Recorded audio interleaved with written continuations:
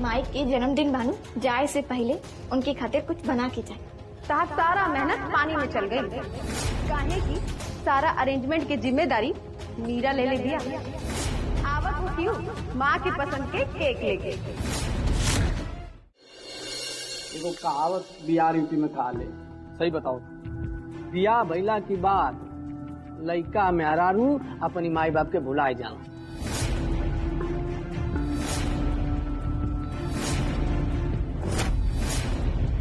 अगर ये कलयुग में उदाहरण देखे कोके जीता जागता तो हमारी निखिल जा बाबू के देखा भाई। हाँ राजू, अब बस यह देखल बचल रहे हमार दुल्हवा बेटा से।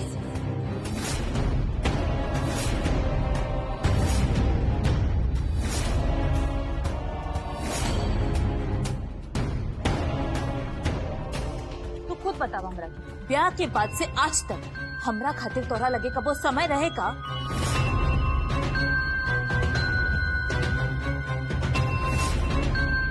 नहीं था निकाली पड़ी। इस पृथ्वी और हमार जिंदगी में जे भी बा सब आपकी बात।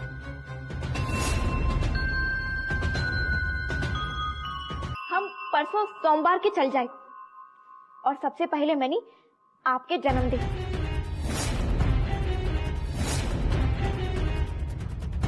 जी हमरा खातिर कोनो त्योहार से कम नहीं थे।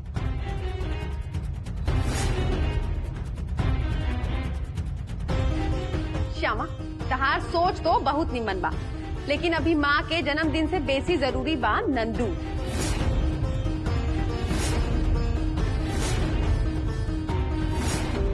तू एक काम करा, तू कार ड्राइवर और गाड़ी दोनों के सोनपुर लेके चल जा।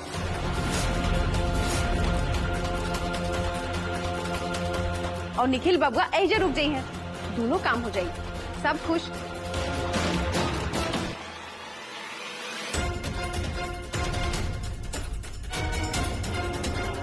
परसों से तहार पढ़ाई भी तो जरूरी बा और वो उतने जरूरी बा। हाँ नुमा, एकदम निमन मछली दुल्हन, छोटकी दुल्हन, मछली दुल्हन एकदम ठीक कह दिया। तू जो प्लान बनल बा वो एकदम कैंसिल मत करा। चल जो नहीं तो तहार दिमाग ओई जे रही। और निखिल रुक जाई घरे।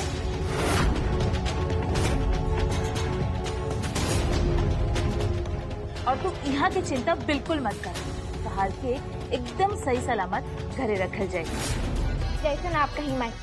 तो मने मतलब साफ बा कि हमारी प्रेम में निखिल सेंध मारल छोड़ी है ना। अरे संतोष करी भैया, अब कपार के लिखाई अब कहाँ मिटाई।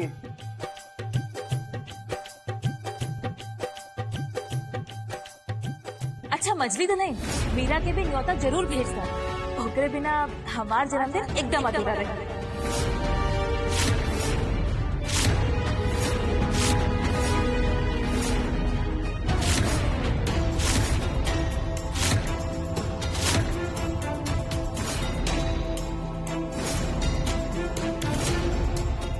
थैंक यू माँ, आपके सपोर्ट मिलत रही था श्यामा के पत्ता जरूर काट दे हम घर से।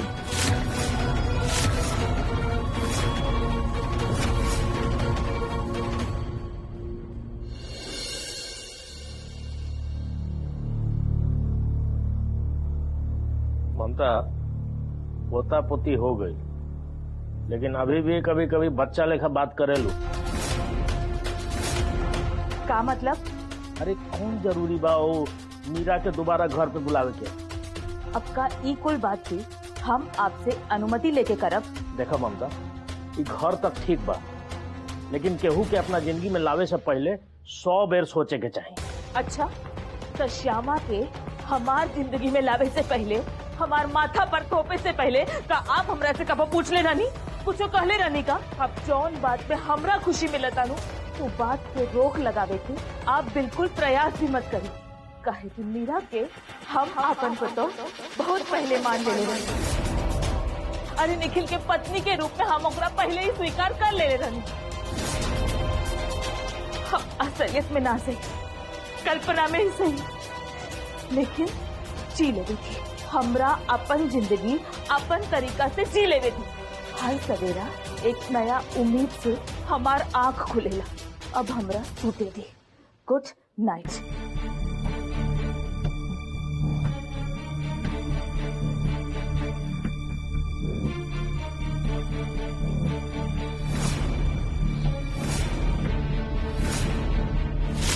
जब संबंध टूटे के कगार पर रहेला तो जवान के मिठास पहले ही दम तोड़ देवेला।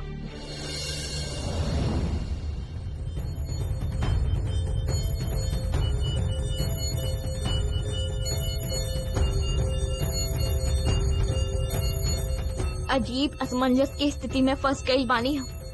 समझ नहीं कि आवता कि हेजा माए के जन्मदिन मनाए के नैयर जाके सबके आगाह करती हूँ चुड़ैल नर्स से। जब सवाल जिंदगी के बा तब माए के जन्मदिन से बेसी जरूरी बा नंदू के रक्षा, उकर जान। लेकिन एजा हमार प्राण, हमार सुहाग पर बीता अलग ही नया संकट मंडरा था। ओ मीरा, समझ नहीं कि आवता ऐसन कौन मंत्र मार ले बिया ऊ लड़की की बिना उकर माए के जन्मदिन अधूरा रह जाए।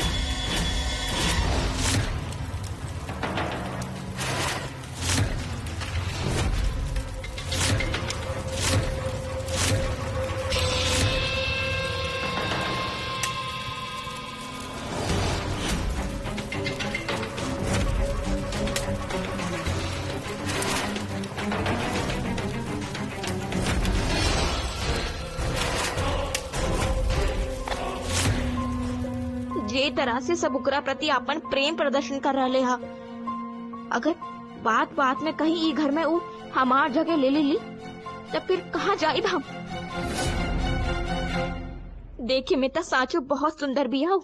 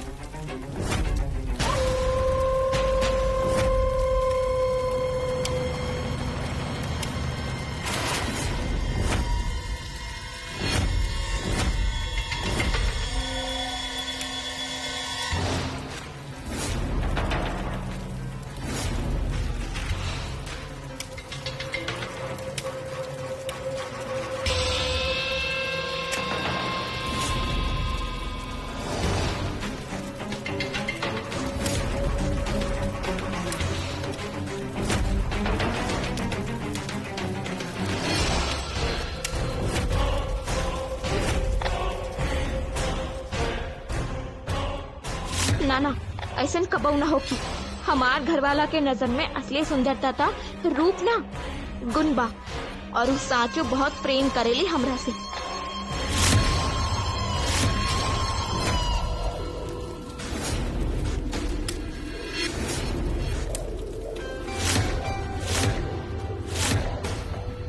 भिगा दो, रंग दो, बता दो, डुबा दो।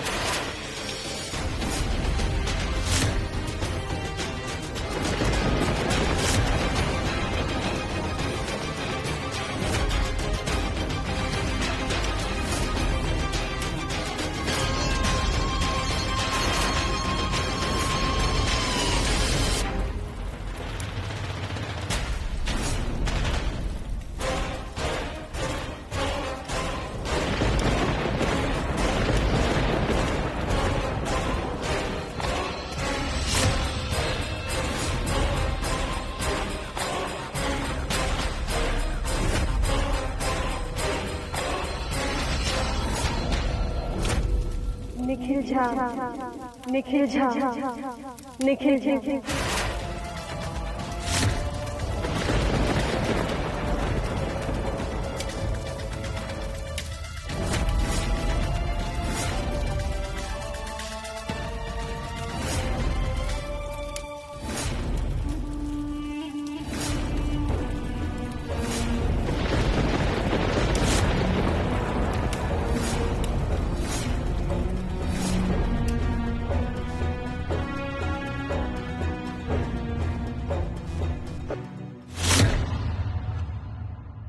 लेकिन अगर हम नैहर पहुंच भी गई नी तो सबके बताए कैसे कि नर्स ना बल्कि काल बिया हमार परिवार की और एगो गंदा षड्यंत्र गुरु माँ की।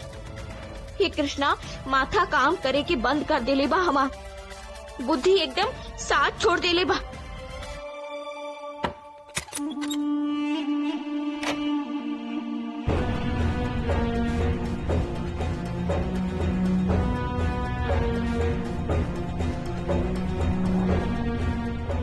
क्षमा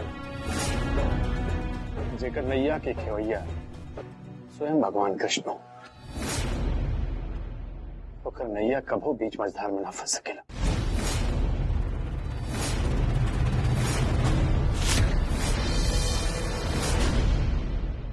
इनके कैसे पता हमार मन के हाल?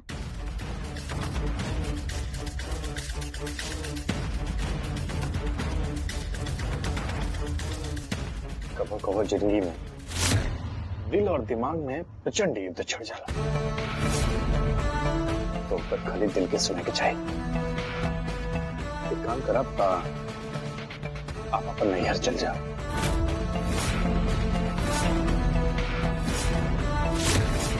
अपन माई बाबूजी भाई भौजाई और नंदू से मिल के आ जाओ। हम मानी एजा सब संभाले, आप चिंता मत करें।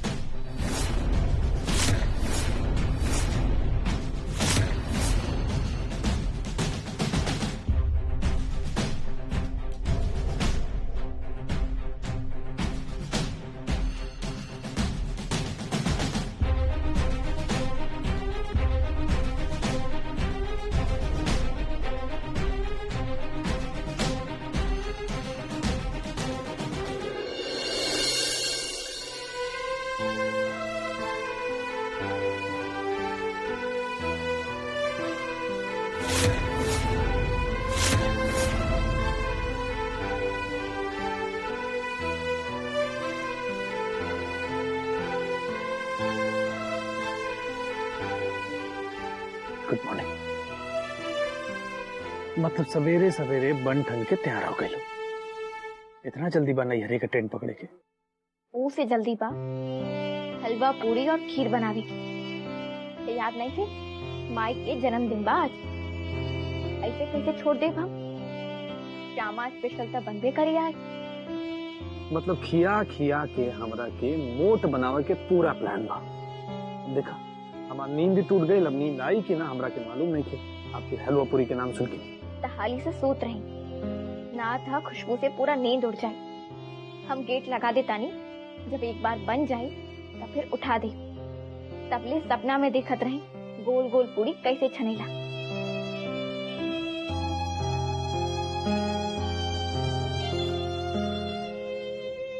Good night.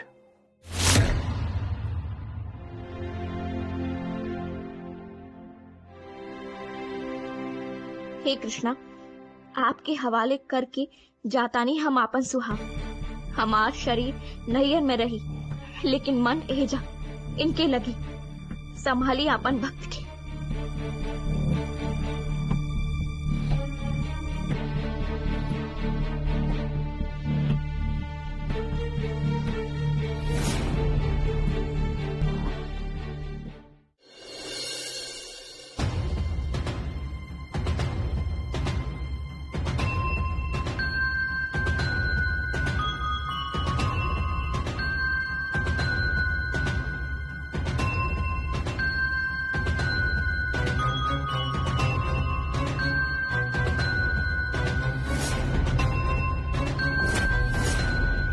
मीरा, फिर से ये सब का शुरू कैले बाड़ू तू? माँ तनी देख के बताई ना कैसे बनल बाई? ममता आंटी के बर्थडे पार्टी पर उनका फेवरेट केक, फेवरेट डेकोरेशन के साथ। सुंदर बानू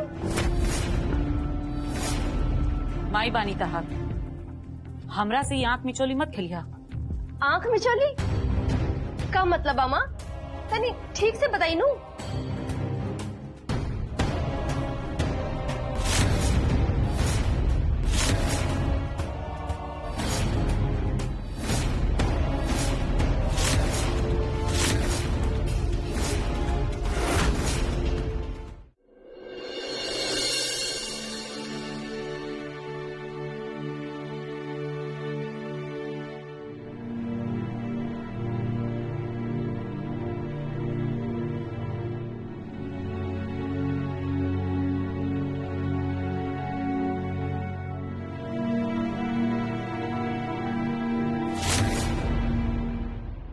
श्यामा, इतना सवेरे सवेरे पुआ पकवान का बात?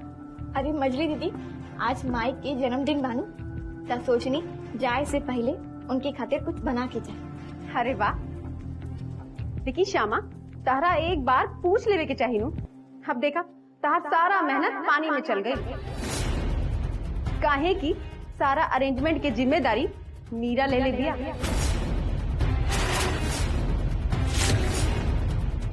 आवत हो क्यों माँ की पसंद के केक लेके।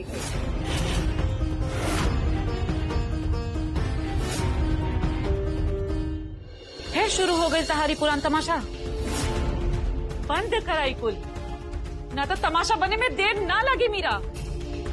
माँ शांत, ऐसा कुछ नहीं के जिससे आपकी बुझाता। देखा मीरा, ये सब तंत्र मंत्र साधना ये सब फालतू बात, एकदम बिना बेस सिर पैर के काम बाई। भगवान के चुनौती देवल बंद करा तू। तहार भाग्य के लेखा एक किताब कबो न मिटा पाई। और निखिल ढां से कहा कि अपना मेहरारू खातिर दोसर मास्टर बुला लेवे। तू हमरा साथे बम्बई चल चला। पिछला बार नतीजा 0 रहे, कहे से कि वो बार एगो प्रेमिका की कोशिश रहे, लेकिन ई बार एगो घायल प्रेमिका की कोशिश बा।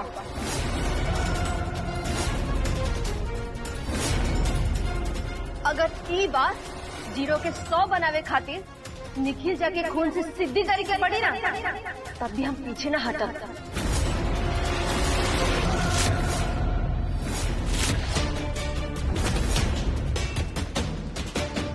और ओकरा बाद जे बची वो एहजा आके अपन हाथ से अरेंज करी मीरा। अरे श्यामा, तू अपन मन खोट मत करा। अभी समय में इतना तेल वाला पकवान के खाला बतावा, हेल्थ पर बुरा असर पड़ेला, मालूम बानू? जी हाँ मजली दीदी, ध्यान से बस निकल गए रहे। अच्छा चला, जब इतना मेहनत हो ही गई बा तो ये सारा पुआ पकवान अपन नैहर खातिर बांधा।